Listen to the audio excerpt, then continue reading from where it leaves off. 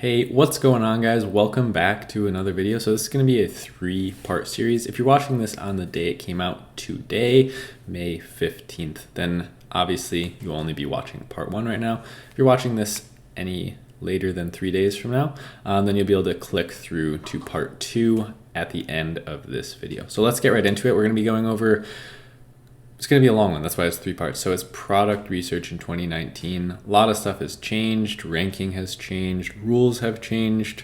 I know a lot more now. So let's jump right into it.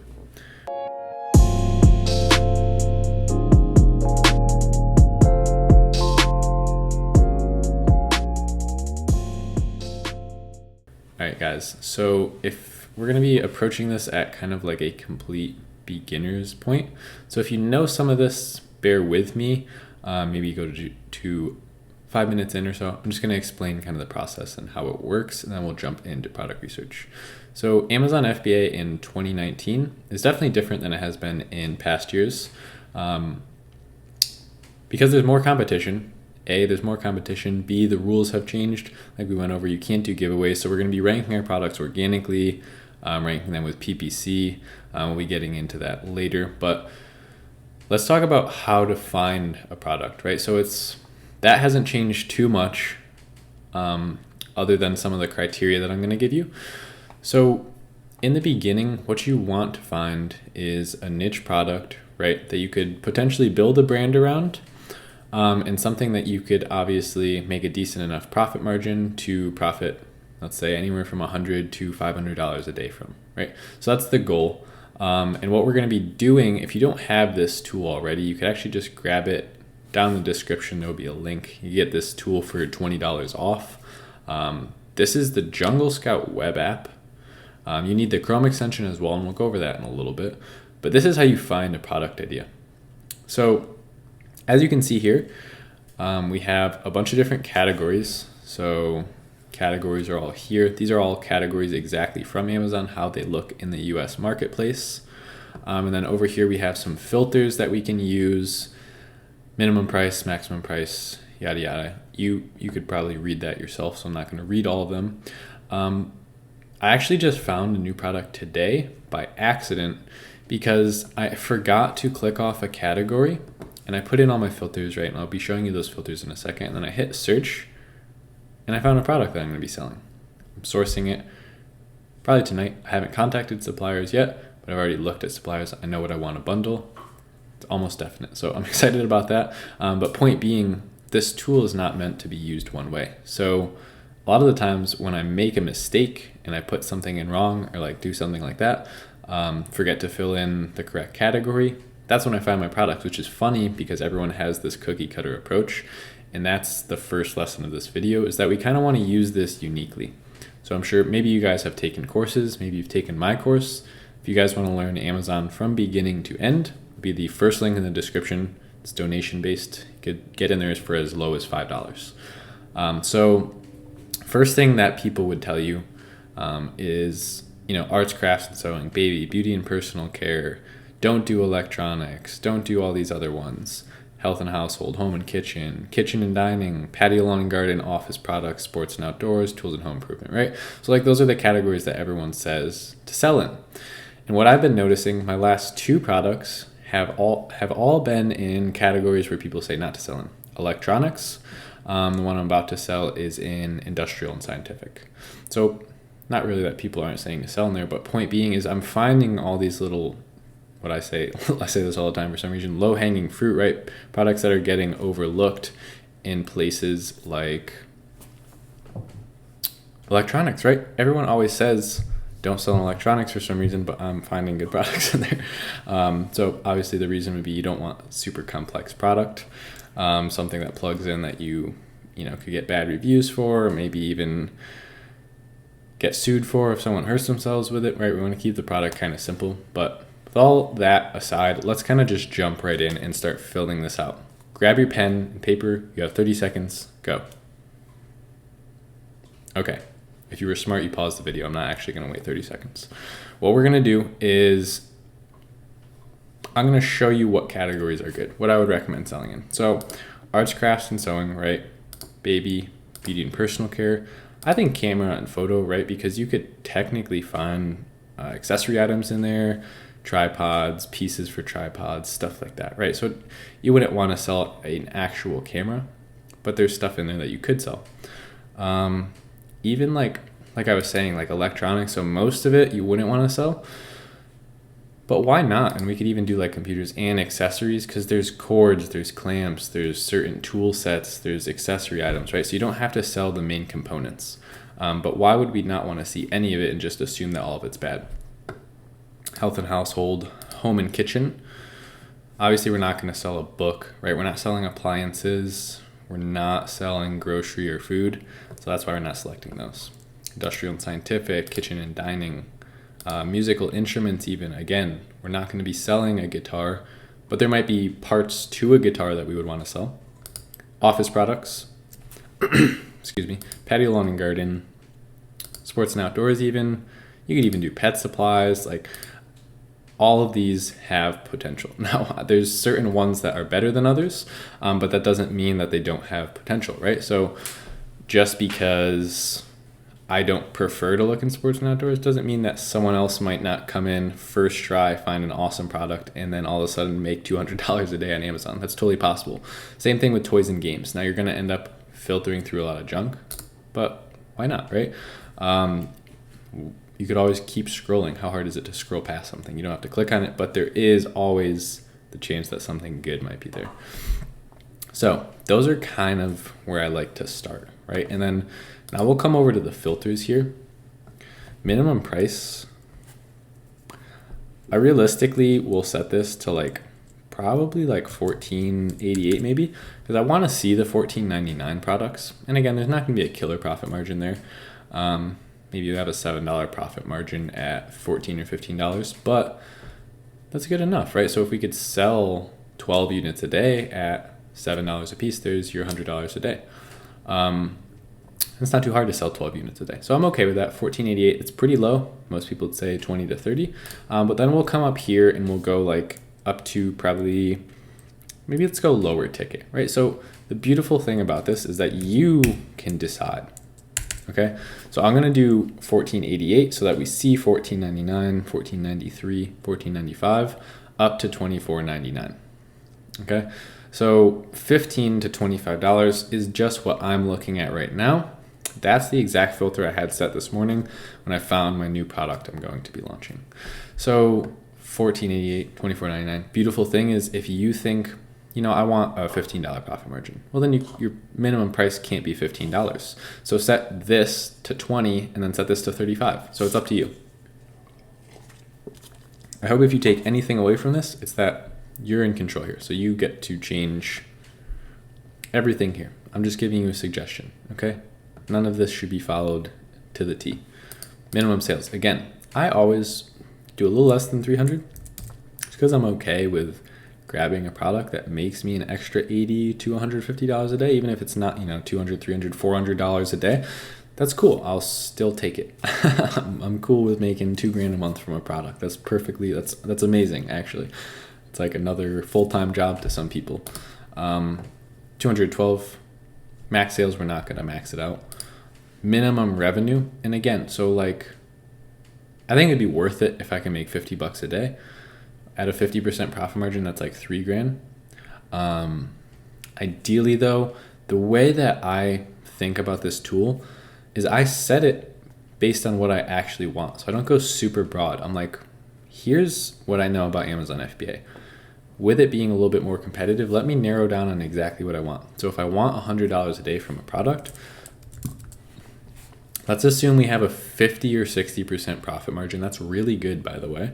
So like about $5,000, that's about, you know, $2,500 with 50% profit margin, $2,500 in profit per month.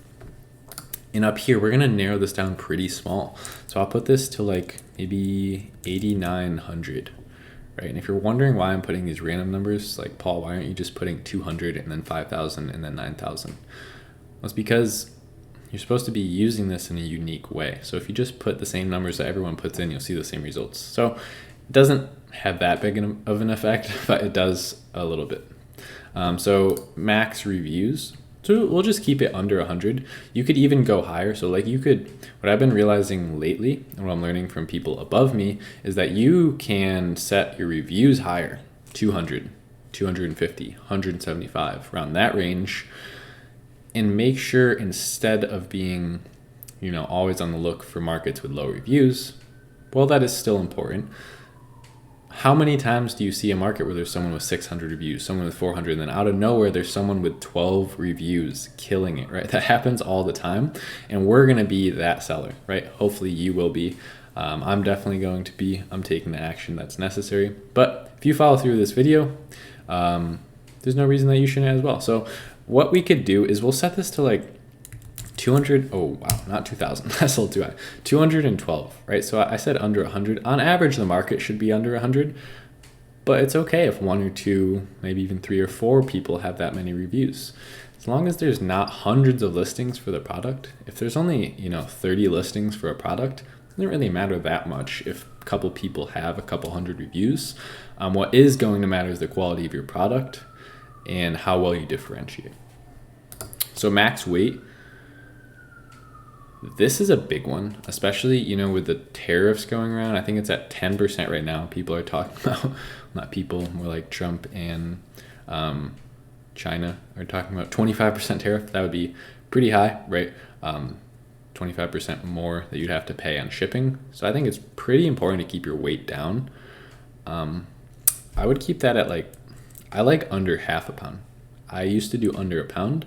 But realistically, there's so many products that are under half a pound.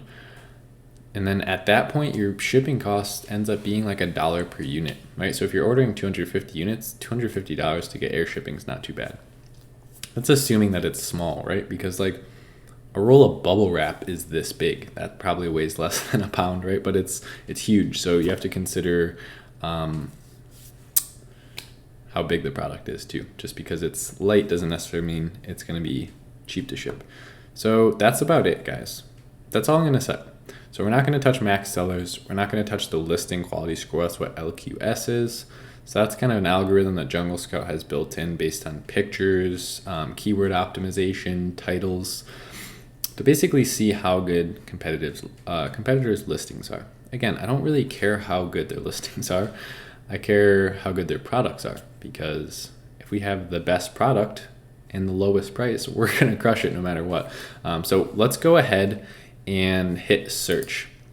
Now in part 1, you're going to learn right here, we're going to be going over how to fill this out and how to adjust your eye and what you should be clicking on here. Now after we do that, in the next part 2, you could click through tomorrow, that'll be up. You could go in and figure out, okay, now we're on Amazon, we're looking at product ideas that we've picked. How do we know if they're good? How do we know if we should sell it? Cool, so let's get into it now that we kind of have a plan laid out. So right off the bat, what we're seeing here is we have pills, right? We're not going to sell pills. We're not going to sell anything that people are ingesting. This is a reset chip for Samsung, so we're not going to sell an accessory item for a bigger existing company's product just yet. Dog treats, again, that's something that a dog would be eating. We're not going to be going into that market really. What we're going to be doing, and again, see, I could have just not selected sports and outdoors, but how hard was it to just scroll past those hats, right? Not that hard. So what you have to get used to looking for is go slow at first. So today I found my product because I was being patient, right? I had just woken up. I just made a cup of coffee. It was early. And I had a little bit of free time and I was just looking for stuff. And instead of scrolling through like this, just crazy, sometimes that I do, I was just going really slow. I was just reading the title, figuring out what is that product exactly. Cold brew coffee bag, right? That has potential. Let's click on that. We'll open that in a new tab. Now let's stop for a second. Why did I open that? Because it's kind of unique, right? I've never heard of a cold brew coffee bag. I know what cold brew coffee is.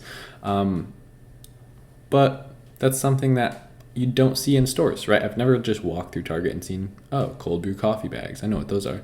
No, so that's exactly, and it's under 1/10 of a pound. So it's definitely light. And it's $16. So fees are, yeah, so they're netting $11. Maybe it costs $2 to produce those. There is your $9 or $10 profit margin. Okay, so why I clicked on that was because it's unique. The picture looks good. It looks small. It's light. Has a good price. That's why I clicked on it. So you could just right click and open link in new tab so that you don't get pulled away right away.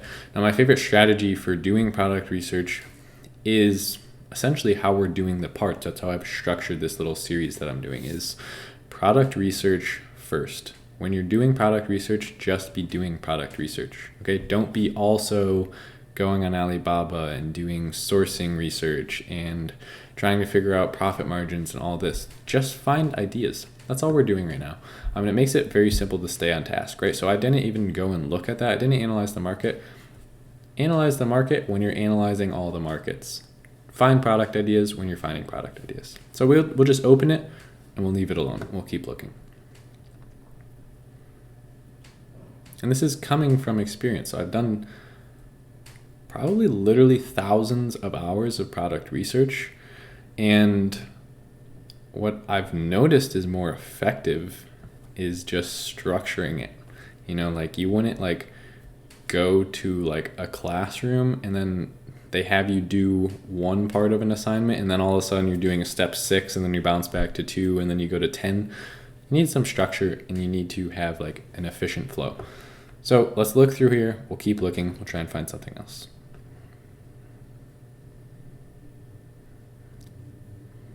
Electrical box extender with machine screws. It's 0.2 pounds. 33 reviews. They're doing $5,000 a month. They're netting $10. Probably cost 2 or 3. So maybe they're making a $6 or $7 profit margin. We'll check it out. I don't exactly know what that's for. So we'll check it out. There's no harm in checking it out.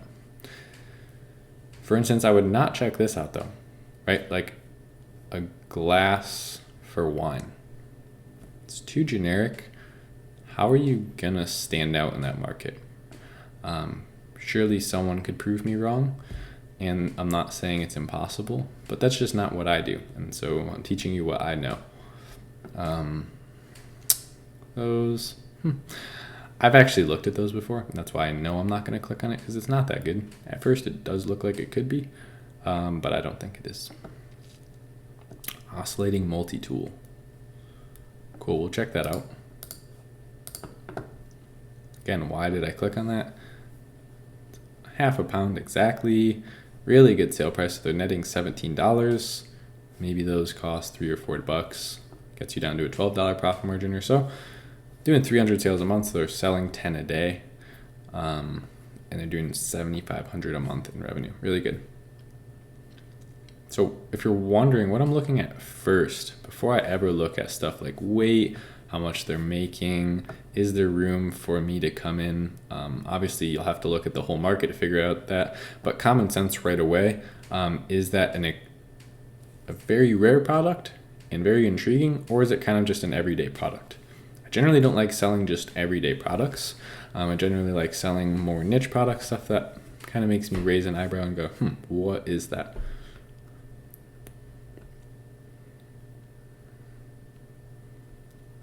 Okay. What is this? Oh, Scrabble replacement letters. Okay, that is literally sold by Scrabble. So no, we're not going to do that. Not competing with a huge company. Again, people have literally asked me for their opinion on their product and said something like plastic cups. It's like, no, definitely not. I shouldn't have to explain that one to you. I'm just going to let you think about that. Wire connectors, I do know what those are. I know about that market. It's a little bit saturated. And again, the more you do this, the more you'll kind of just have an eye for things, guys.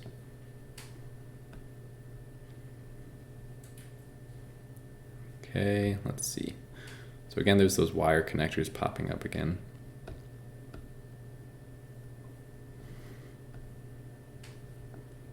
Magnetic building sticks. Again, I know about that market. It's kind of competitive.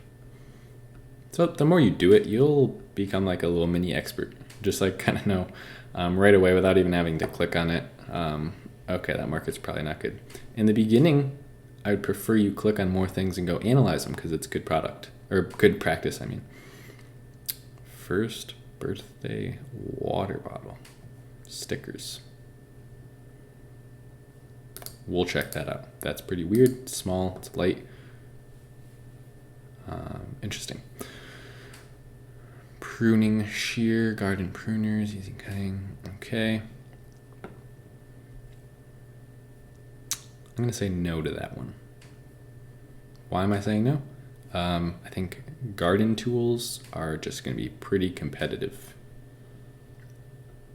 Looking for something a little weirder, something that's going to have less sellers.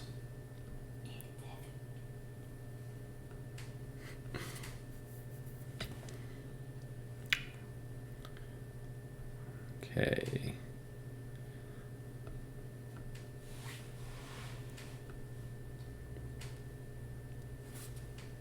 Sage smudge sticks. That's kind of interesting. I wonder. I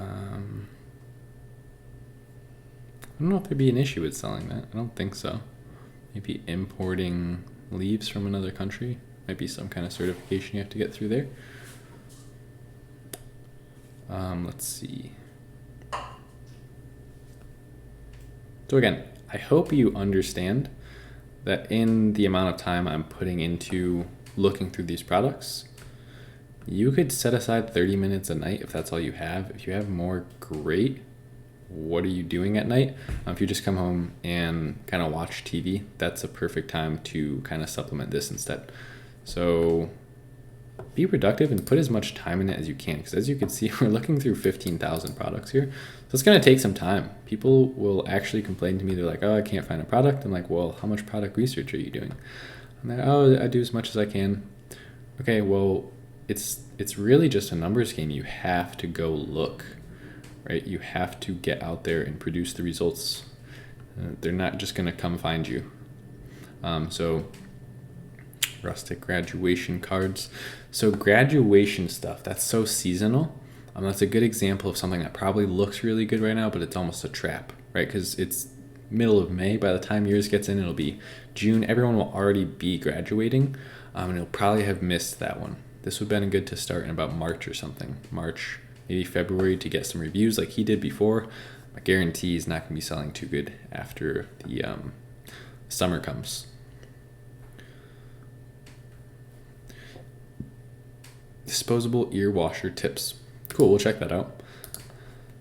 I know what those are. I've had them in my ear before. There's like a period of time where I was getting a ton of ear infections. I don't know why. We saw this in a different, I don't know why it's showing up a ton of times. Those are all different ASINs. That's kind of weird, isn't it? How did he do that? Pretty weird. We saw this in one of my other videos. I am going to click on this. I'm going to show you guys in case you didn't see that video. So now, as you can see, guys, this is going to wrap up part 1. And I encourage you, go watch the other part tomorrow and like this video. But I also encourage you to go, if you don't have Jungle Scout yet, go pick it up. It's really the first way to start. You have to start with product research and finding a product idea. If you already have Jungle Scout, what is your excuse? Like, you just need to get going. I hope that in saying that, one person gets inspired and they find a product and they start, reaching their goal towards financial freedom. Really, you need to just go put in the work, guys. So I know online businesses seem fun at first, and then you get the tools and you're like, well, I don't want to spend a couple hours a day on this. Yeah, that's kind of what happens with everybody, and that's why everybody isn't in shape. Everybody isn't financially free. Everybody, I could go on for days. Like, there's no secret formula to being in great shape, right? Eat fruit and vegetables and work out. Jog in the morning. Go work out. Like, that is not like information that only the top 1% has. But why is 75% of America now overweight? Because they're not putting in the work. You have to put in the work. You have to be strong. You have to have the mindset. Sometimes shit's just not going to go your way, but you have to learn, evolve, and keep going. So that's going to be it for part 1. if you, like I said, if at the end of this video the part 2 pops up, go watch that. If it's not out yet, I will see you guys tomorrow.